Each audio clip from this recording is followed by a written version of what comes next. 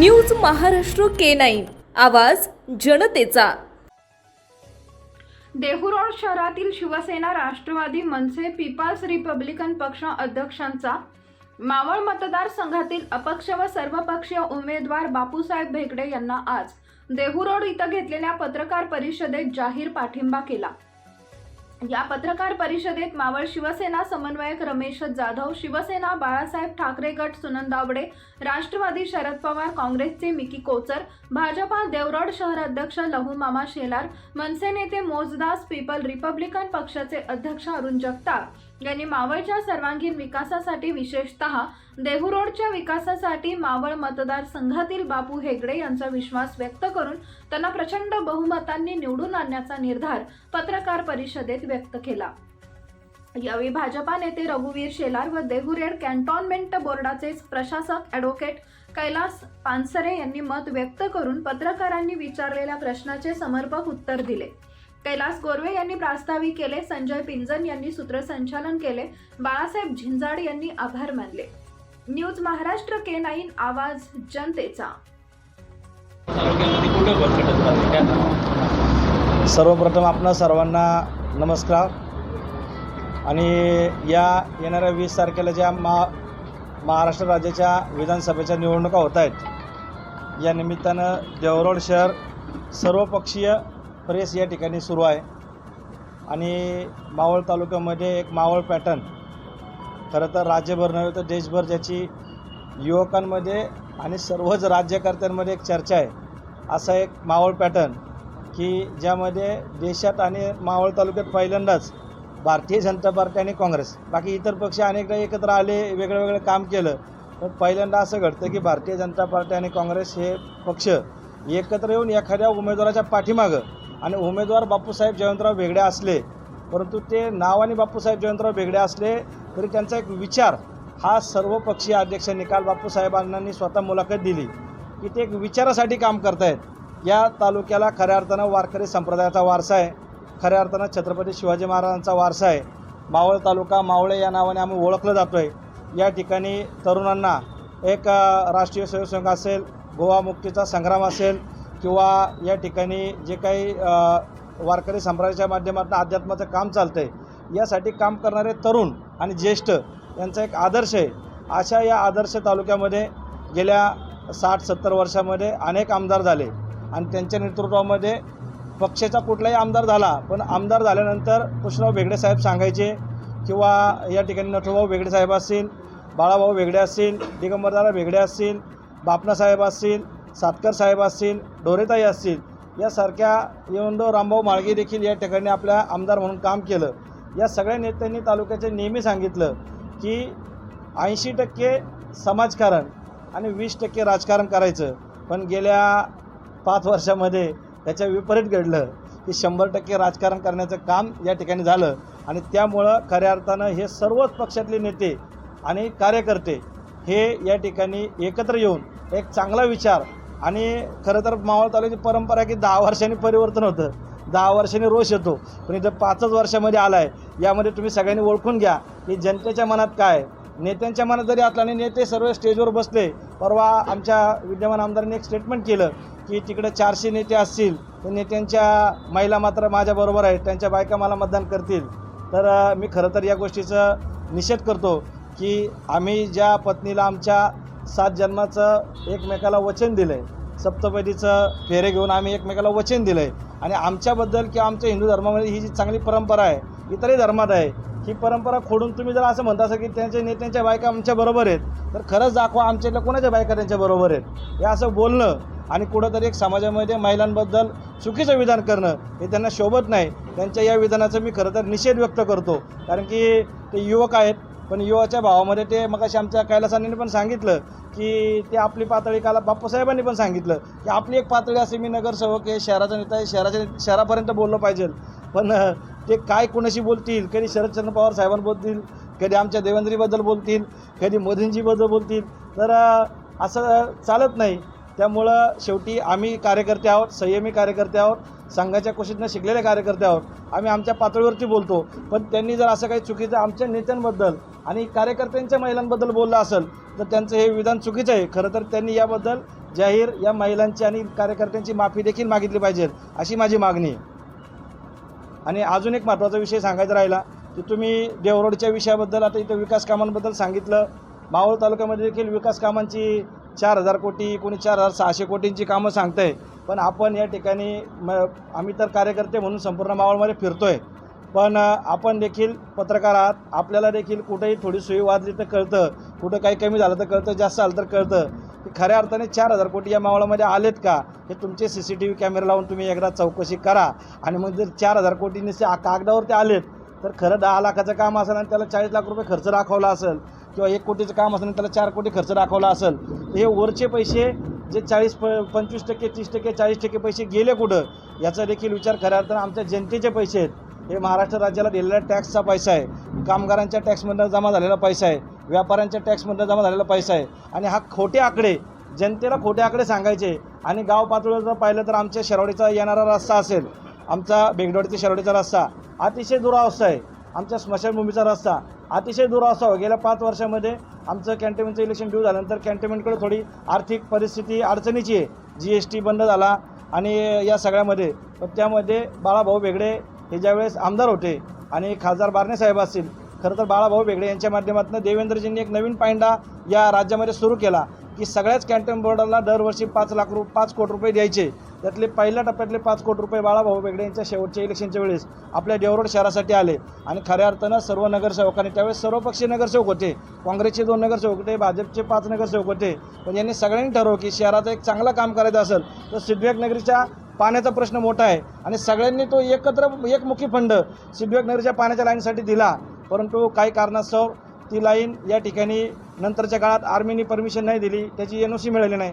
नंतर त्याला बाळाभाऊंनी आणि खासदार साहेबांनी पाठपुरावा NOC मिळाली, परंतु या सरकारने परत त्याच्यावरती काही टेंडर व्यवस्थित केलं नाही, त्याच्यावरती काही काम केलं नाही. आणि जे 5 कोटी रुपये देवेंद्र सरकारने दरवर्षी द्यायचं मंजूर केलं तर ते पुढं परत काही 5 कोटी रुपये कॅन्टोन्मेंट बोर्डाला मिळाले नाही. त्यामुळे कॅन्टोन्मेंट बोर्डाची अनेक कामं या ठिकाणी प्रलंबित आहे. रेड झोनच्या प्रश्नासंदर्भात देखील या ठिकाणी सांगितलं की कुठलंही मोठा ठोस असं काम या ठिकाणी विद्यमान आमदारांकडून झालं नाही. जे काही काम होतं आहे ते खासदार साहेब असतील किंवा भारतीय जनता पार्टीचे नेते आमचे बाळाभाऊ बेगडे असतील, रविबाप्पा बेगडे असतील आणि बापूसाहेब बेगडे असतील, यांच्या नेतृत्वामध्ये होतं आहे. आमच्या शिरवाडी आणि तळेगावकरांचा, कोटेश्वरवाडीवाल्यांचा DRDOमध्ये 2002मध्ये गेल्या जमिनीचा जो मोबदला मिळण्याचा प्रश्न आहे, त्यासाठी देखील जवळजवळ सगळ्याच संरक्षण मंत्र्यांना, बाळाभाऊ असतील, बेगडे साहेब असतील, या ठिकाणी बाबाप्पा बेगडे बसलेत, दिगंबरदादा बेगडे असतील, बापूसाहेब बेगडे असतील, या सगळ्यांच्या नेतृत्वामध्ये आम्ही सगळ्या संरक्षण मंत्र्यांना भेटलो. त्यावेळेस प्रश्न सोडवायचा प्रयत्न केला, परंतु मला आठवत नाही की गेल्या 5 वर्षामध्ये या आमदारांच्या नेतृत्वामध्ये आम्ही कुठेही कुठल्या नेत्याला जाऊन भेटलो आहे आणि आमच्या प्रश्नाला वाचा फोडली. त्या उलट आम्ही गेल्या 5 वर्षामध्ये आपण या ठिकाणी बसलेत की त्यांचं स्वागत करतो आणि सर्व पक्षाध्यक्ष यांचंही स्वागत करतो, कारण त्यांनी सर्व पक्षाध्यक्ष मनाने बापूसाहेब बेगडे यांचे प्रचारासाठी व त्यांना निवडून आणण्यासाठी जे ताकद लावत आहे त्यांचं मनापासून त्यांचं स्वागत करतो. माझा विषय असा आहे साहेब, काही मध्यंतरी काहीतरी आमचे पक्षाबद्दल वेगळा निर्णय चालला होता की विरोधी पक्षाचे लोक बोलत होते की मारे मनसे आम्हाला पाठिंबा देत आहे, पण ते विषय चुकीचा आहे. याच्यासाठी आमचे राज्याचे मंत्री बाळाभाऊ बेगडे, आपले किशोरभाऊ बेगडे यांनी स्वदेशच्या भेट राजसाहेबांना दिल्यानंतर त्यांना विचारलं, साहेब आमच्या पक्षाला पाठिंबा द्यावं. तर राजसाहेबांनी विचारलं की कोण अपक्ष उमेदवार आहे का? ठीक आहे. अरे तर तुला जर सर्व मावळातले जर सर्व पक्षाचे अध्यक्ष जर तुला पाठिंबा देत असेल, मग काहीतरी व्यक्तित्व वेगळाच आहे, म्हणून मी तुम्हाला पाठिंबा देत आहे. राजसाहेबांनी स्वदेशच्या पाठिंबा बाप्पांना बेगडे यांना दिले. मग तोच मेसेज आम्हाला राज्याचे मंत्री बाळाभाऊ बेगडे, किशोरभाऊ बेगडे यांना मला मेसेज पाठवला की राजसाहेबांनी पाठिंबा दिला आहे. काही कार्यकर्ते आमचे वेगळ्या पद्धतीने काम करत होते. मग त्या एक मेसेजनंतर आमचे एकमताने सगळे कामाला लागलेत, सगळे सहजीच्याने कामाला लागलेत. मग त्यासाठी आम्ही मावळ विधानसभेचे अपक्ष उमेदवार लोकप्रिय आमदार बाळाभाऊ बेगडे यांचे आमच्या पक्षाचा पूर्ण पाठिंबा आहे. आम्ही ताकदीने काम करणार आहे. याच्यासाठी आमचे ताकद करणार आहे. यासाठी आम्हाला डोमामा शलार, किशोरभाऊ बेगडे, प्रत्येक सगळ्यांचे आपले सर्व पक्षांचे अध्यक्ष आहेत. आमचे लोक कॅन्टोन्मेंटचे लोकप्रतिनिधी पानसरे साहेब हे सर्वांना एकमताने घेऊन काम करत आहे. आमचं एकच धोरण आहे की बाप्पांना भेगडे यांना निवडून आणणे. एवढं बोलून आमचे 2 मिनिट शब्द माझं करतो. जय हिंद. देवरोड शहर भारतीय जनता पार्टीने एकमुखी पाठिंबा सर्वपक्षीय उमेदवार बाप्पू जयवंतराव भेगडे यांना दिलेलं आहे. लोणावळ्याच्या संदर्भात बोलायचं झालं तर प्रत्येकाला मत स्वातंत्र्य आहे, परंतु त्यामध्ये देखील काही कार्यकर्त्यांना 6 वर्षापूर्वी पक्षातून काढून टाकलेले आणि त्यांनी ती प्रेस कॉन्फरन्स घेतलेली आहे. त्यामुळे त्यांचा आणि भारतीय जनता पक्षाचा अर्थार्थी काही संबंध नाही. देवरोडचं सांगायचं झालं तर देवरोडचे संपूर्ण कार्यकर्ते 100% भाजपा बाप्पांना भेगडे यांच्याबरोबर आहे. तर कुठे प्रश्न आहे ते मार्गी लागले नाही, रेडगोडचं असेल आणखी किंवा जे देवरोड कॅन्टोन्मेंटमधून जे मतदारांना वगळण्यात आलेले ते प्रश्न असेल ते अद्यापपर्यंत सुटले. देवरोड शहरामध्ये विद्यमान आमदारांनी फार मोठ्या विकास कामाच्या वल्गना केलेल्या आहेत. 30-32 कोटी रुपयाची कामं त्यांनी केली, परंतु जी कामं व्हायला पाहिजे होती ती अपेक्षित कामं कोणतीही झालेली नाही. एक साधं उदाहरण तुम्हाला देतो. देहू ते देवरोड हा पालखी मार्ग आहे. साधारणतः 4 किलोमीटरचा अंतराचा हा महामार्ग गेल्या 5 वर्षामध्ये विद्यमान आमदार किंवा त्यांचे चेले चपाटे बगल बच्चे असतील यांनी कुठेतरी त्याचा उल्लेख केला का त्या रस्त्याचा? त्याची ओनरशिप कोणाकडे, मालकी कोणाकडे हे तरी त्यांना माहिती आहे का? एक साधारणतः आज तुम्ही जर त्या रस्त्याने गेले तर तुम्ही संध्याकाळी देहू ते देवरोड अंतर पार करायला तुम्हाला 1 तास लागतो. आणि हीच का तुमची विकास कामं आहेत? दुसरा प्रश्न राहिला रेड झोनच्या संदर्भामध्ये. गेल्या 5 वर्षामध्ये कुठे आवाज उठवला यांनी? कोणते शिष्टमंडळ घेऊन केंद्रात गेले, केंद्रीय मंत्रिमंडळांना भेटले? काहीच काम केलेलं नाही. आमचा DRDOचा जो प्रकल्प आहे गेले 12 ते 13 वर्ष आम्ही कोर्टामध्ये या प्रक्रियेमध्ये फाईट करतो, परंतु आजही आम्हाला आमच्या शेतकरी बांधवांना कसलाही न्याय मिळालेला नाही. दुसरा प्रश्न असा आहे की विरोधक जे आहे ते आपल्यावरती आरोप असं करतात की फक्त भेगडे एकत्र आले पण भावकी वेगळी झाली. त्या पद्धतीचे काय सांगा? गेले 5 वर्षापूर्वी ह्याच भेगड्यांच्या खांद्यावर बसून तुम्ही नाचले होता ना, मग त्यावेळेस तुम्हाला ती भावकी दिसली नाही का? आज कोणती भावकी त्यांना आठवती?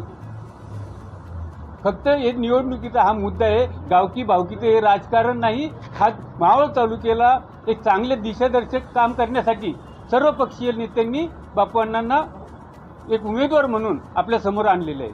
अध्यक्ष, नाना काटेंचा जो फोन कॉल झाला देवेंद्र फडणवीसांचा, त्या कॉलमध्ये स्पष्ट फडणवीस साहेब म्हणतात की मावळ तालुक्यातला जो वाद आहे तो व्यक्तिगत वाद आहे, त्याच्यात भाजपचा काही संबंध नाही, मी स्वतः प्रचाराला येणार आहे. केंद्रीय स्तरावरती प्रधानमंत्री नरेंद्र मोदी, राज्य स्तरावरती देवेंद्रजी फडणवीस आणि मावळ तालुक्यामध्ये संजय तथा बाळा भेगडे हे आमचे आधारस्तंभ आहे, आमचे आशास्थान आहे, आमचे दैवत आहे. आणि त्यांनी जो आम्हाला आदेश देईल ते आम्ही निश्चितपणे पालन करू. परंतु काही अपवादात्मक परिस्थितीमध्ये आम्हाला हा निर्णय घ्यावा लागतो. ज्या आमदारांनी आमच्या नेत्यांवरती नाही तर शेलक्या शब्दांमध्ये टीका केलेली आहे, आपण यूट्यूबच्या माध्यमातून पाहिलं तर आपल्याला लक्षात येईल की विद्यमान आमदारांनी काय मी आता बोलू शकत नाही असल्या वाईट शब्दांमध्ये आमच्या नेत्यांची निर्भत्सना केलेली आहे. आणि अशा आमदारांचं आम्ही काम करायचं का? आम्हाला पण थोडंसं स्वातंत्र्य असले पाहिजे ना. म्हणून आम्ही देवेंद्र फडणवीसांचा आदर करून आम्ही भारतीय जनता पक्षाचे कार्यकर्ते म्हणून बाप्पांबरोबर सदैव साथ देणार आहे. समोरच्याचं असं मत आहे की 400 कार्यकर्ते त्यांच्या बाजूने पण लोकमत आमच्या बाजूने, असंही त्यांचं मत आहे. आता तुम्ही ज्या दिवशी बाप्पांचा फॉर्म भरला गेला त्या दिवशी तर आमच्याकडे कुठेही पगारी नाही किंवा विकत आणलेले लोक नव्हते, आणि जी काय होते ते स्वयंस्फूर्तीने आले होते. मग अशा परिस्थितीमध्ये आमच्याकडे 400 लोक आहेत का 4000 आहे का 4 लाख आहे हे वेळ सांगेल ना.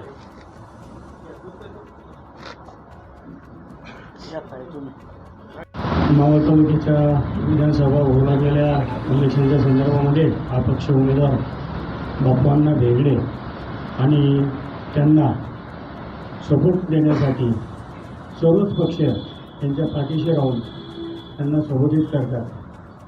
आजच्या या पत्रकार परिषदेमध्ये सर्व पक्षाचे अध्यक्ष, सर्व कार्यकर्ते आणि पत्रकार बंधू आणि भगिनींनो, आज चाललेल्या या संबंधामध्ये आपल्याला बाप्पांच्या संदर्भामध्ये इथून पुढल्या कार्यकर्त्याच्या संदर्भात जनतेच्या विश्वासात जी काही कामं करणार आहे ते आपल्याला संबोधित करावं.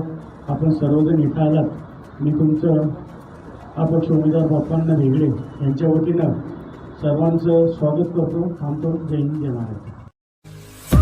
महाराष्ट्रातील महत्त्वाच्या आणि ताज्या बातम्या पाहण्यासाठी आमच्या न्यूज महाराष्ट्र K9 चॅनलला यूट्यूबवर सबस्क्राईब करा आणि बेल आयकॉन प्रेस करा.